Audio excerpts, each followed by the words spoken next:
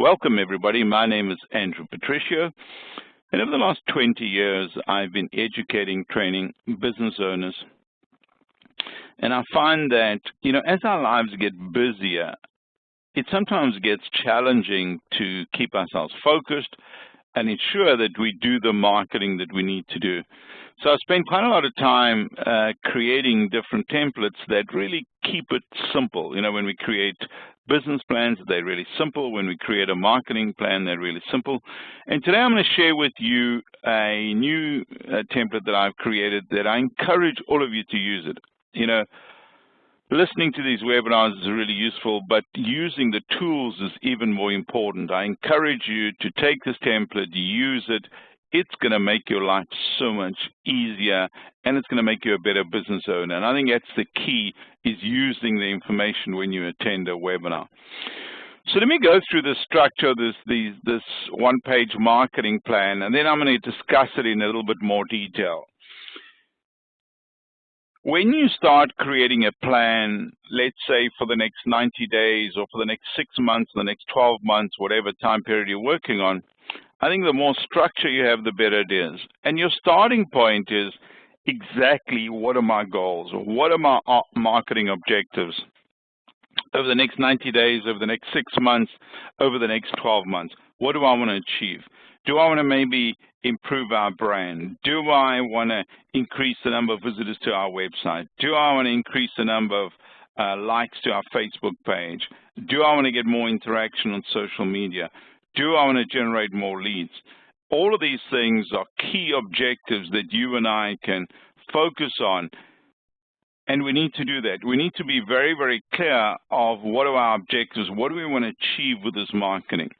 The second thing you've got to identify is exactly who your target customers are. And I say this over and over again to small business owners. The more clear you are on who your target customer is, the more effective your marketing and advertising is going to be. And you've really got to spend time on this, and I'm going to go into a bit more detail. The third thing is your competitors. You need to identify exactly who your competitors are, what are their strengths, what are their weaknesses, and what do they do to market themselves, so that you can learn from them. You can find your biggest competitors and learn from what they are doing. The fourth thing is, what is your value proposition? And every single one of these things I'm going to discuss in more detail. But what is your value proposition? What do you do that is different? What do you do that is unique? What do you do that is special? Why should I buy from you? Those are some of the questions we need to answer in our value proposition, and I'm going to go into more detail.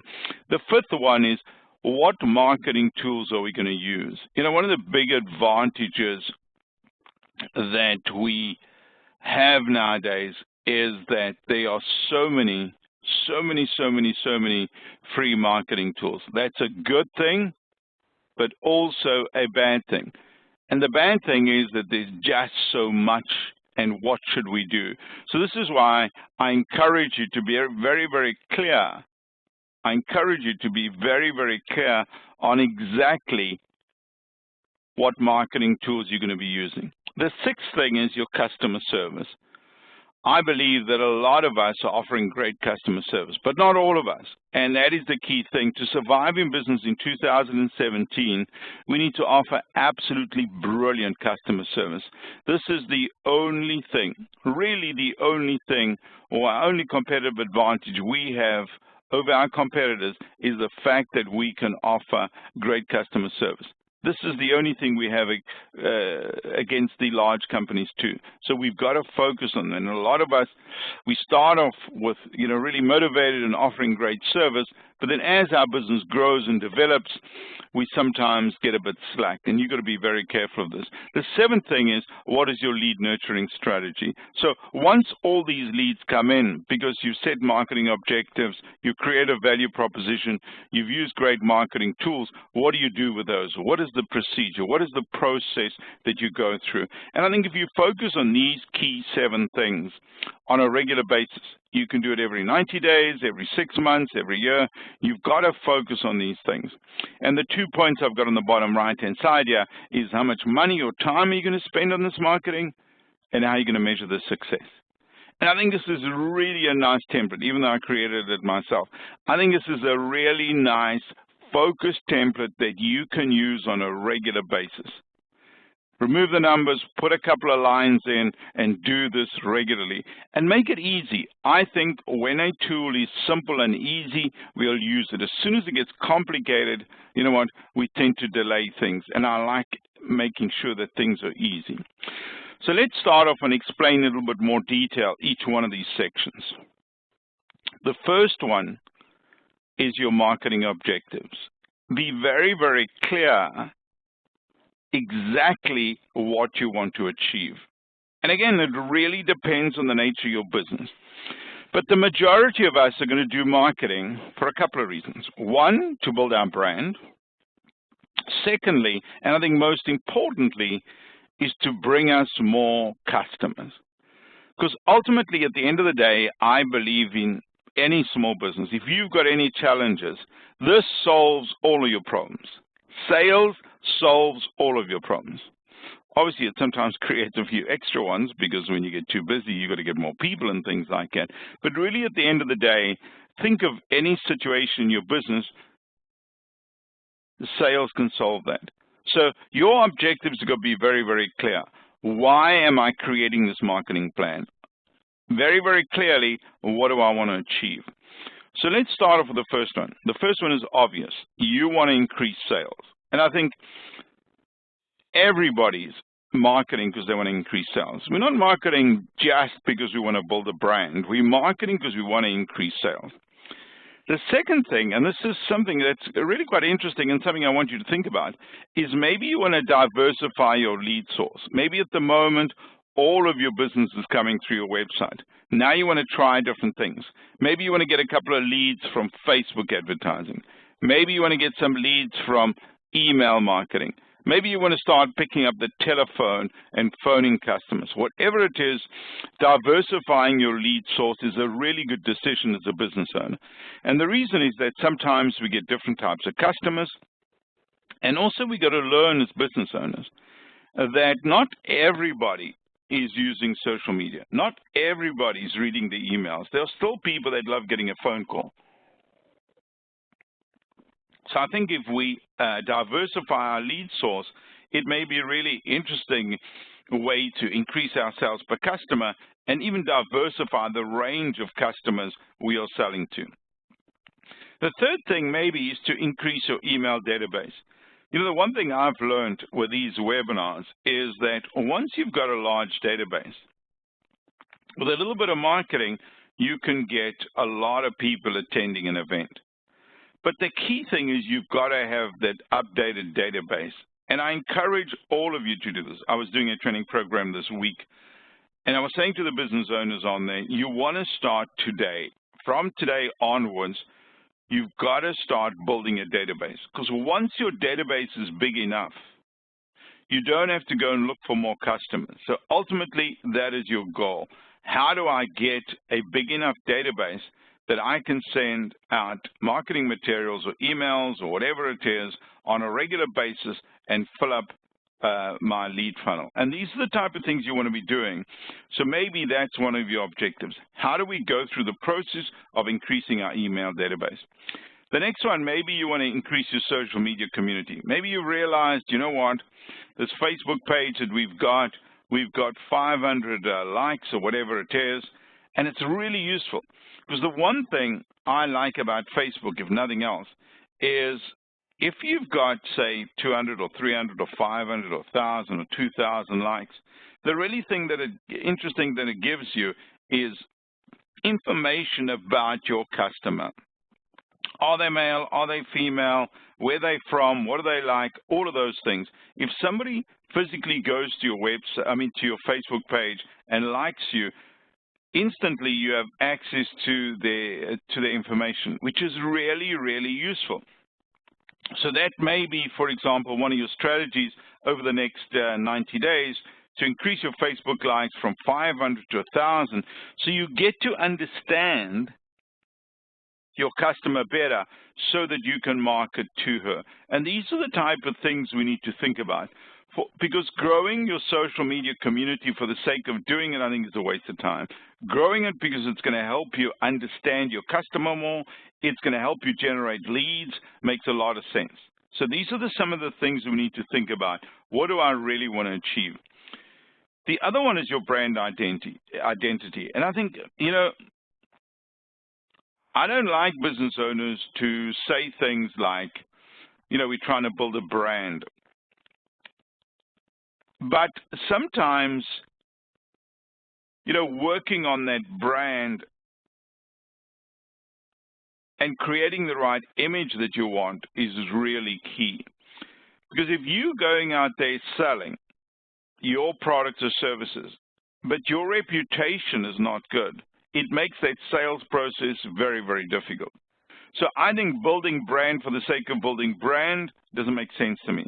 But building brand because it's going to make that sale easier, absolutely, I encourage you to do that.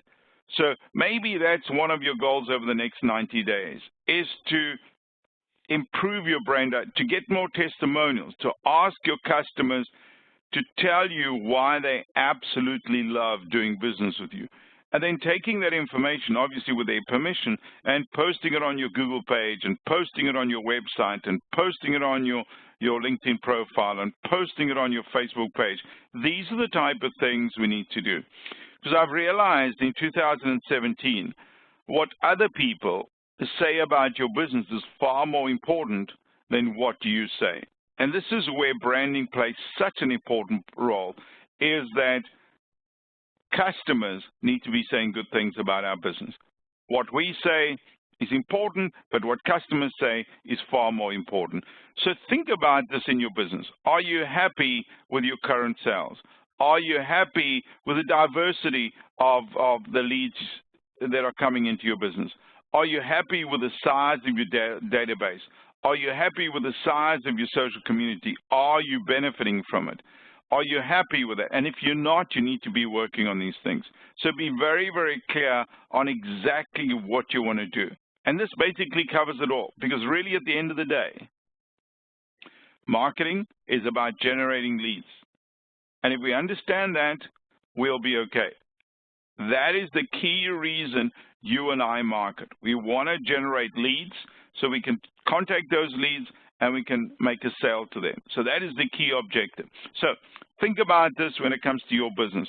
Start thinking about what are your key objectives over the next 90 days, 6 months, 12 months, whatever period of time you're doing your marketing plan for. The next thing is something that is really key.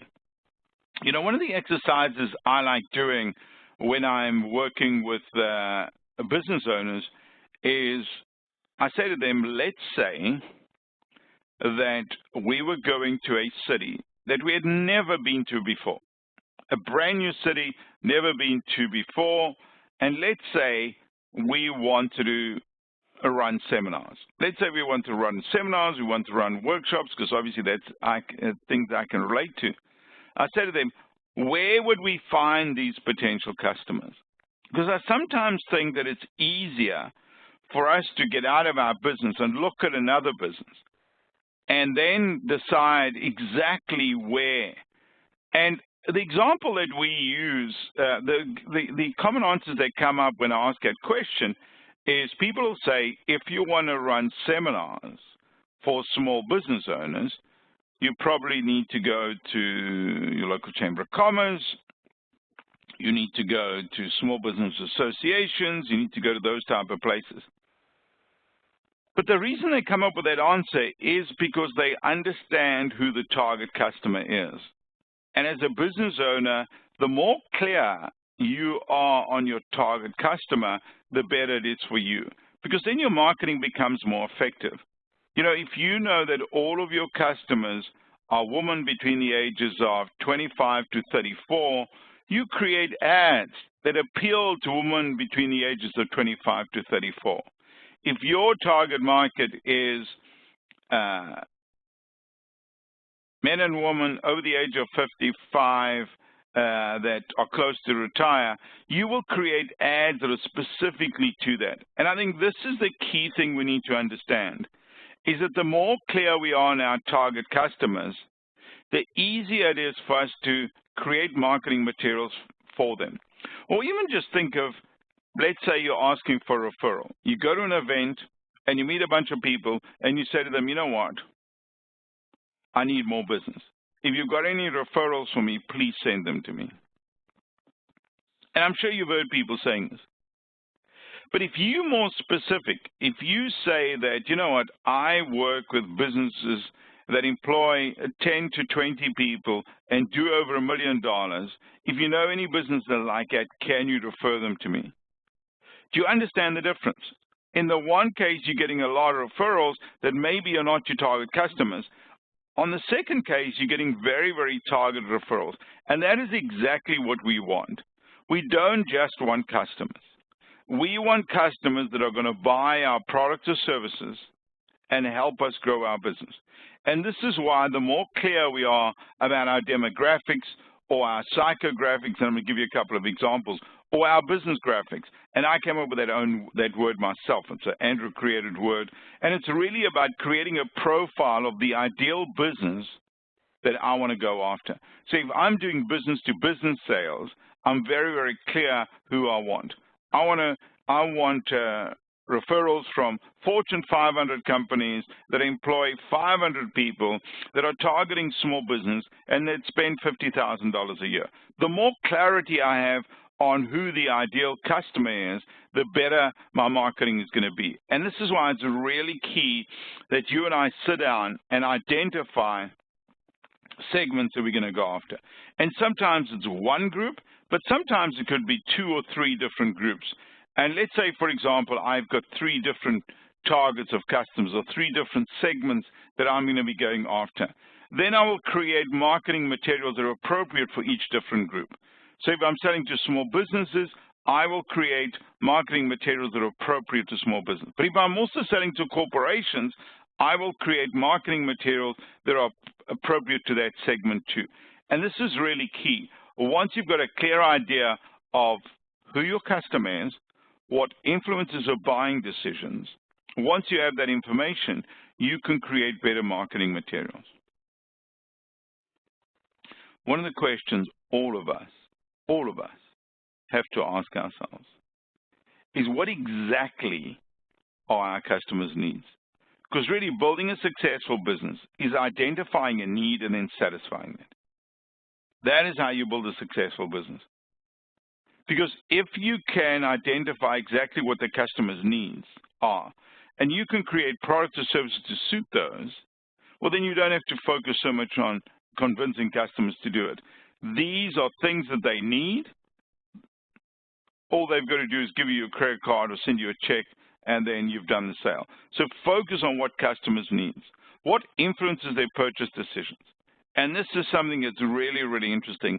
And I can think of a bunch of people. And one that I'm thinking about specifically is that every single thing he buys is based on reviews, either on Amazon or on Airbnb or on whatever it is. Every decision he makes is influenced by that. And if that is your customer, this is a key thing to understand, because then you want to get as many positive reviews or any reviews as possible, because that's going to influence their decision. So understanding your customer is really key. You've got to understand what influences their decision. You know, that soccer mom that buys your product or service, what influences her decision? What is important to her? To that business that regularly purchases your products or services, what is important to them? What drives them? Is it quality? Is it price? Is it reliability? Is it the fact that you open 24 hours a day? Whatever that thing is, you need to identify it. Where do your customers go to seek information about your business? Let's say I want to buy your product or service. What's the process? Do I go to Google? Do I ask other business owners? What's the process? If you can understand that, it's going to help their purchasing decisions so much, because then you're going to hang out where they hang out. So, for example, if a lot of your customers go to their friends on Facebook and ask for a referral or ask for a recommendation, that's where you need to be. And these are the type of things that are going to make you a better marketer and a better business owner when you understand the way your customer's brain operates. The more you know about your customers, the better. So I encourage you to talk to them. I encourage you to sit face-to-face with your customer and ask them questions. I encourage you to pick up the phone. I find that nowadays what happens, because we can use social media, because we can use email, because it's really easy to create surveys, we tend to do them more often like that. But sometimes looking somebody in the face and asking them and saying, really tell me what would you like us to improve in our business is better than doing a survey. And these are the type of things we need to identify. How do we really understand our customer so that we can create products and services that she likes? And maybe this is one of our strategies. Maybe this is one of our strategies where we come up with a customer personas, a very, very clear idea of who this customer is, what influences their decisions. So you'll see here, for example, on the left-hand side, there's this guy that is 26 years old. His title is an insurance agent or broker or junior producer, whatever it is. These are the type of things that we know. Imagine if you could create a profile like this of your target customer. It would make it so much easier. Let's say, for example, you brought in a marketing person, or you brought in a social media person, or you brought in somebody to create Google ads or Facebook ads for you. This is a wonderful thing. Because, yeah, you're giving them a very clear idea of exactly who you're trying to go after. This is what makes marketing far more effective.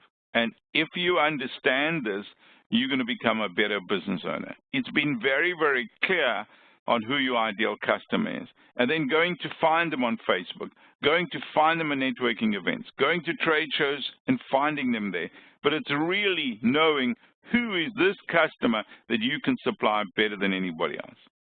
The more clarity we have, the better it is.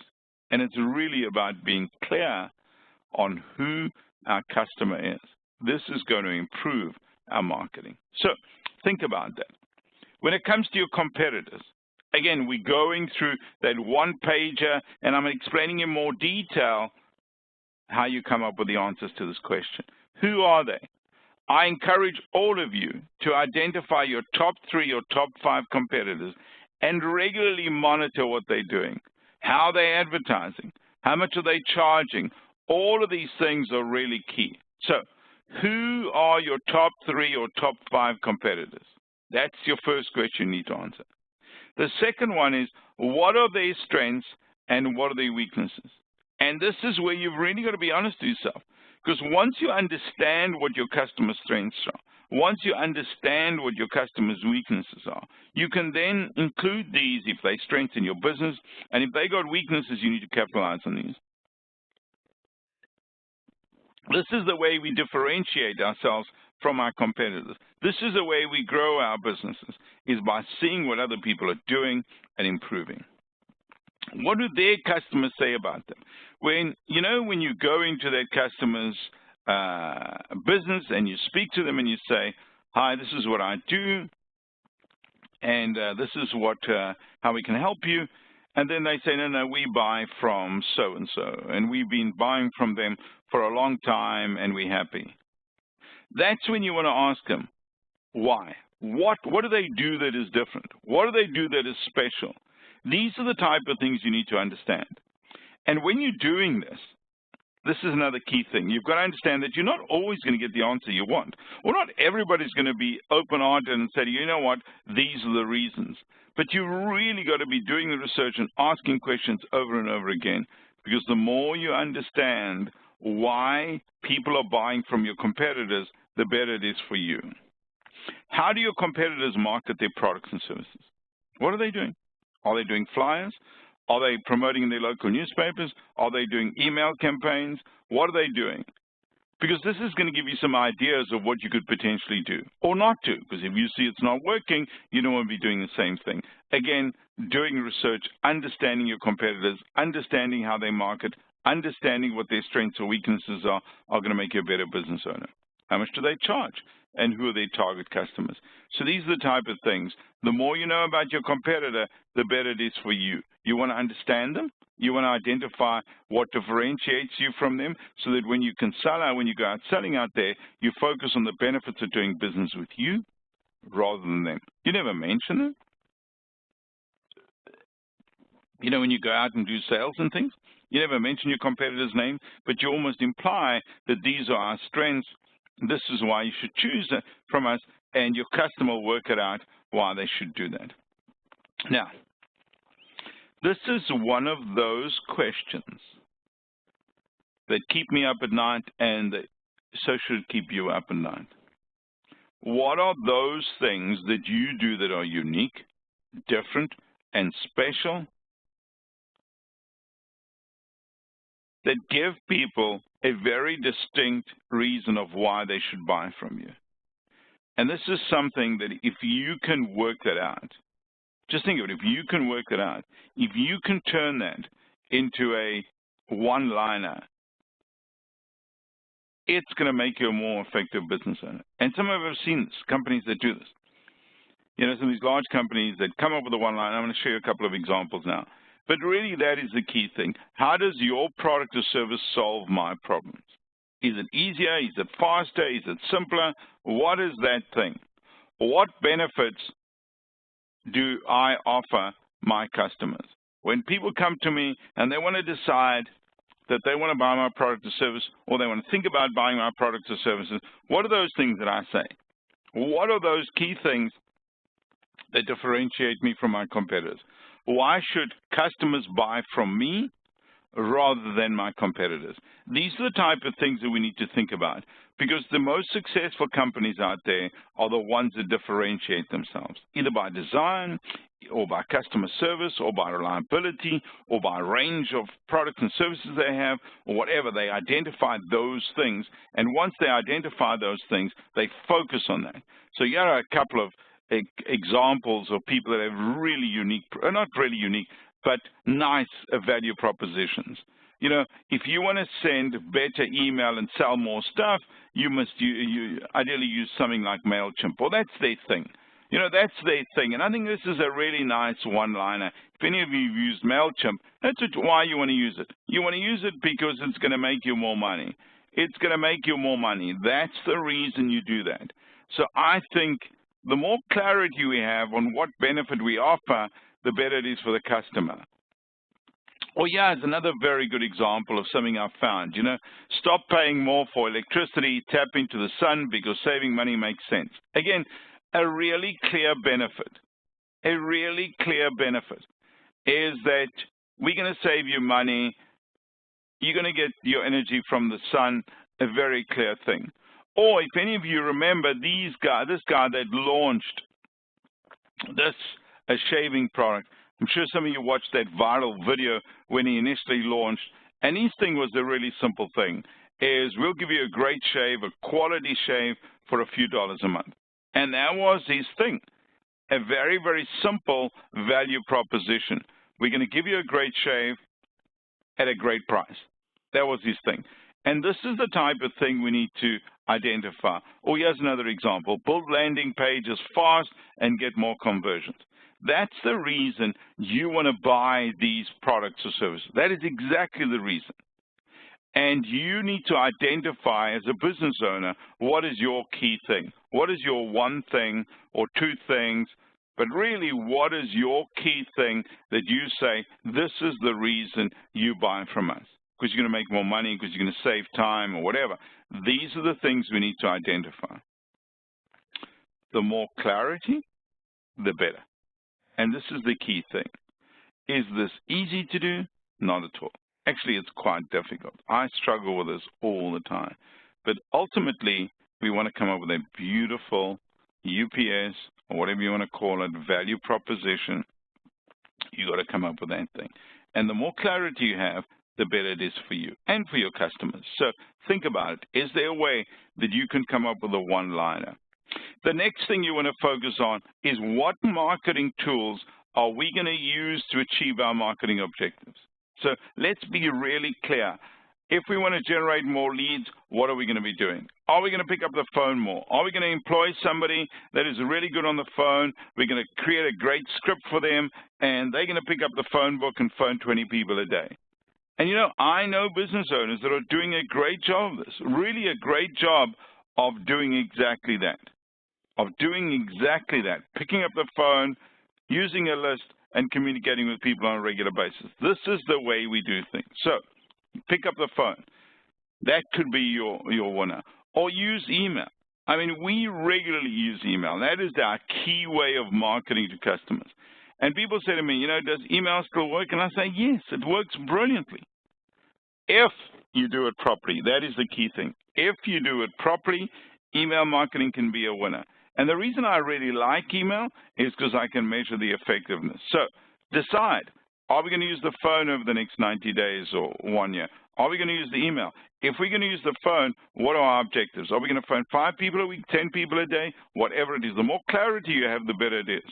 If we're going to do email, how many times? We're going to send it once a week, once every 2 weeks, once a month? Maybe we're going to start a newsletter. But you need to have a very clear plan of what you're going to be doing. Is it networking? You know, maybe what I'm going to do on a regular basis is I'm going to attend events where I know my customers are. And how many events? I'm going to attend 1 a week. And these are the type of things we need to create. What free tools are we going to use? You know, what are we going to do when it comes to social media? What are we going to do when it comes to our website? All of these things are marketing tools that we can use. But having these things for the sake of having them is a waste of time. So having a Facebook page and not capitalizing, waste of time. Having a website and not getting visitors, waste of time. Going to networking events and making friends and not getting customers, waste of time. So it's really key that we focus on these and really put the effort in and only spend time and money on marketing tools that are working. So measure the effectiveness of every single marketing tool. So decide what marketing tools you're going to use. Here's an example maybe. You know, you come up with a to-do list. We're going to post 3 times a day on Facebook. We're going to post 4 times a day on Twitter. We're going to create a video once a week, and we're going to post it on YouTube and on Facebook. On Pinterest, we're going to post twice a week. Instagram, we're going to post twice a day. LinkedIn, we're going to post once a day, whatever. The more clarity, the more discipline, the more you've got it in the form of a to-do list, the better it is for you. And this is exactly what we need to do. And this is why often for small business owners, especially businesses that are employing less than 10 people, social media can be an actual bind. It can be a pain in the ass because even though it's free, it takes up a lot of our time. And if we don't have a routine, if we don't have a system, if we don't have a process, it doesn't work. So let's make sure that we create a very simple system of structure that is going to make our social more effective. So think of these things, and this is probably one of the better examples of how you can plan your day. When it comes to email lists, decide on the platform you're going to use. This is really key. I mean, there's so many out there. There's Constant Contact, there's MailChimp, there's SendGrid. The first thing is decide on which one you're going to use. And there's just so many nowadays. Find the cheapest one possible. Secondly, if you want to grow your email list, you've got to put a sign-up page on your website. So make sure you get this. Speak to your web designer and say to them, you know what, I want you to put this thing on my website so that I can start growing my database. Put a sign-up form at the bottom of each blog post. If any of you blog, do that. Create a Facebook tab with a sign-up form. Share a link to your sign-up page on social media. But really, these are steps that you need to take. So you've decided you're going to grow your email list. Now these are the things that you're going to be doing. You know, when it comes to content, for example, what are you going to create? Are you going to create guides, 10-page guides that people can download? Maybe you're going to do a couple of interviews. Interview a couple of other small business owners or experts in your industry so that you can share this knowledge with your customers. Maybe you're going to create some videos. Once a week on Friday afternoon or Tuesday morning, you're going to do a Facebook video or an Instagram story or whatever it is. But again, it takes discipline. You can't do it when you have time. And that is the key thing. You can't do it when you have time, because you will never have time. As soon as we put it into our weekly to-do list, it starts happening. Infographics. If you're going to create any, who's going to create them for you? What curated content are you going to share? Are you going to share once a day, twice a day, 3 times a day? What am I going to use? And the key here is to commit to a regular publishing schedule. That's really the key thing. Whether it's social media, whether it's email, whether it's content, whether it's phoning, it's really committing to a regular schedule that you're going to use. And if you do this, it's going to make your marketing more effective. You know, I was using an example yesterday. If anybody travels anywhere in the world, in the remotest of places in the world, you will see a Coca-Cola sign. In the most remote place in the world, you'll see one. And the reason is they've realized that marketing only works when you keep doing it over and over again. So we've got to think the same way. You know, whether it's our content, whether it's our social media, whether it's our email list, whether it's our phone, you've got to do this regularly, and you've got to commit to it, because that's when it becomes effective, not when you do it haphazardly and once in a while when you have time, because then it never gets done. When it comes to your online marketing, identify what keywords you'd like to use to optimize your website.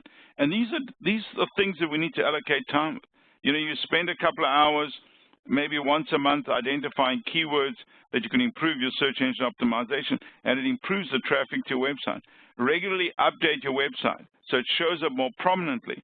And if you've got a good SEO person, they will regularly give you a report of what words are working, what words aren't working, how much traffic you're getting to your website. Those are the type of things you want. List online advertising programs will you use to reach target customers. So be very, very specific of what things you're going to be doing to reach your customers.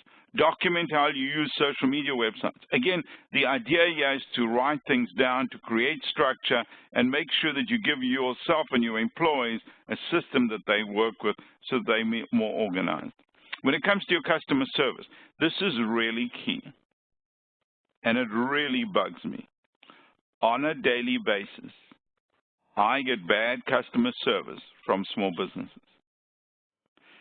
And the scary thing is, this is really the only thing that we can do that differentiates us from large companies, is we do not have the ad spend, or we'll probably never have it. But we can offer far superior customer service to them. So we need to become fanatical about the customer service we offer. We've got to really spend time educating our employees, training our employees, developing programs so that they learn the importance of great customer service. The other thing is, spend as much time as possible with your customers. The more time we spend with our customers, the more we learn from them, the better we can supply them. So maybe that's one of your strategies. Over the next 90 days, you're going to spend more time. You're going to take more customers out for coffee. You're going to bring more customers to your office and ask them a bunch of questions. You're going to visit more of your customers' premises to discuss the issues with them. And our objective as business owners is to provide a better as well as unique service. You need to blow people's minds. And once you give great customer service and your customers are happy and they give you a referral, then you can create a strategy. You can work with your customers. You say, you know what, if you're happy, please refer us to a customer. And if you refer us, we'll pay you $20 or $50 or give you 10% off or whatever it is. But you've got to focus on this, because you've got to understand, if I'm buying from your business, and I absolutely love buying from your business, I want you to succeed. I really want you to succeed. So I will refer business to you so that you stay in business. It's very simple logic, but you've got to understand that it works, and that is the key thing. So think about that. When it comes to your lead nurturing, one of my biggest frustrations with small businesses is they have really good intentions.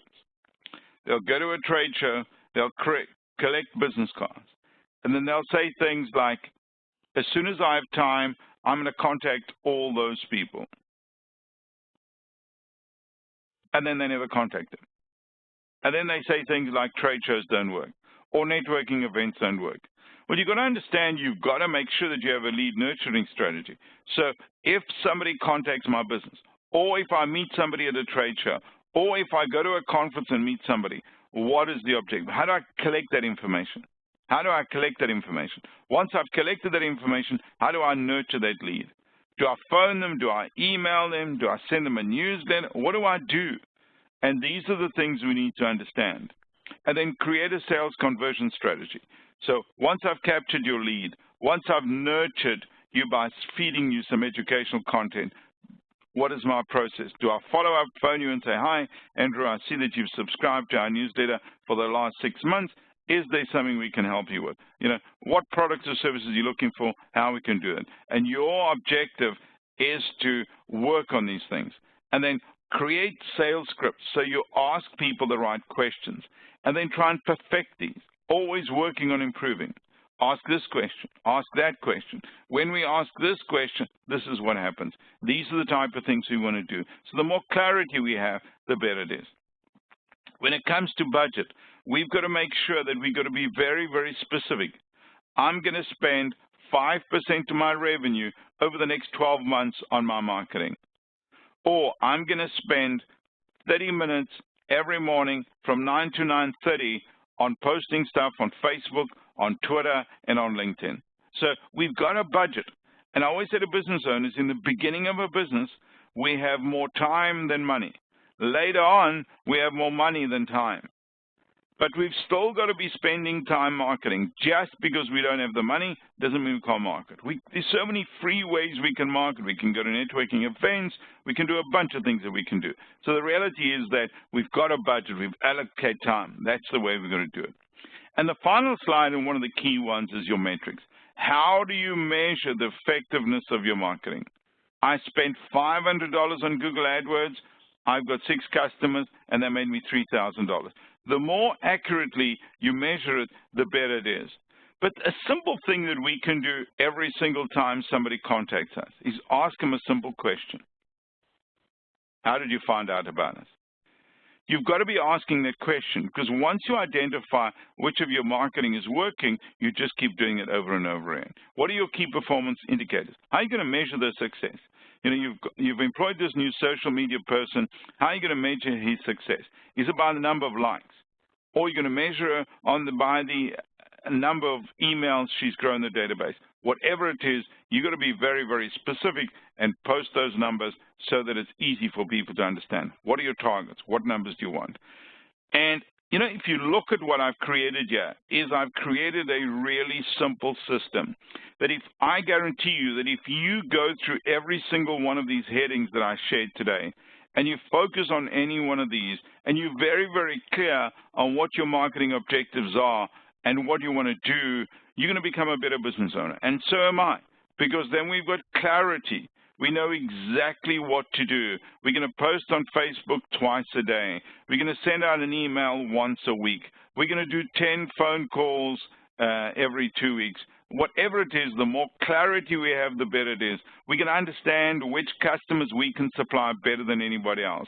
We're going to target our advertising. We're not just going to create ads. We're going to create ads for specific segments that we think we can supply better than anybody else. We're going to work on these things, and we're going to become better business owners. And that is what I wish for every single one of you online, that you become a better marketer, that you generate more leads, that you generate more sales, because ultimately that solves all the problems. That is my wish for every one of you, that you build a great business, create jobs in your community, and you love what you're doing every single day.